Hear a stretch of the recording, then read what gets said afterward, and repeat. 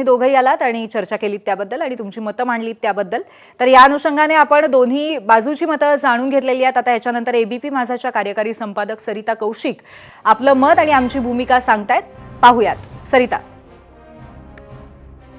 धन्यवाद पूर्वी. जर गुन्हा झाल्याचं एखाद्या व्यक्तीच्या निदर्शनास आलं तर त्याची माहिती न्याय व्यवस्थेला न देणे हा सुद्धा गुन्हाच मानला जातो.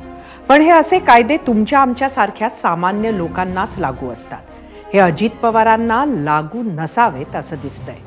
खरं तर मंत्रिपदाची शपथ घेताना एक वाक्य म्हटल्या जाते, ते म्हणजे मी अमुक अमुक महाराष्ट्र किंवा संघाचा मंत्री म्हणून माझी कर्तव्य निष्ठापूर्वक व शुद्ध बुद्धीनं पार पाडीन आणि मी भीती किंवा पक्षपातीपणा, प्रेम किंवा आकस याशिवाय सर्व प्रकारच्या लोकांना संविधानाप्रमाणे व कायद्याप्रमाणे न्याय वागणूक देईन.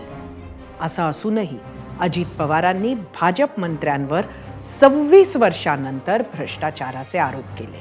म्हणजे 26 वर्ष कथित गुन्हा लपवला. आता वर्षानुवर्ष भाजपा मात्र अजित पवारांवर कोटी कोटींच्या सिंचन घोटाळ्याचे आरोप करत आला.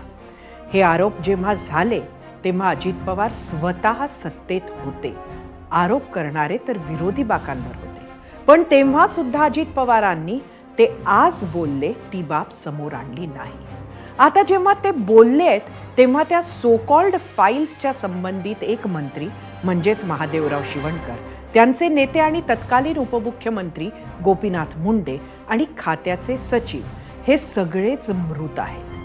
त्यामुळे आता ह्या आरोपांचे खरे खोटे करायला कोणीही नाही. जर या आरोपांमध्ये काही तथ्य असेल तर नुकसान झाले फक्त सामान्य शेतकऱ्याचे. पण नेत्यांसाठी अशा गोष्टी नगण्य आहेत. अग्रगण्य आहे ते म्हणजे निवडणुकीतील विजय, जी शेतकरी हिताची कहाणी असून 26 वर्ष बाहेर येऊ शकली नाही, ती एका महापालिकेच्या राजकीय विजयासाठी मात्र नक्कीच बाहेर आली. पूर्वी. धन्यवाद सरिता. चला आता आज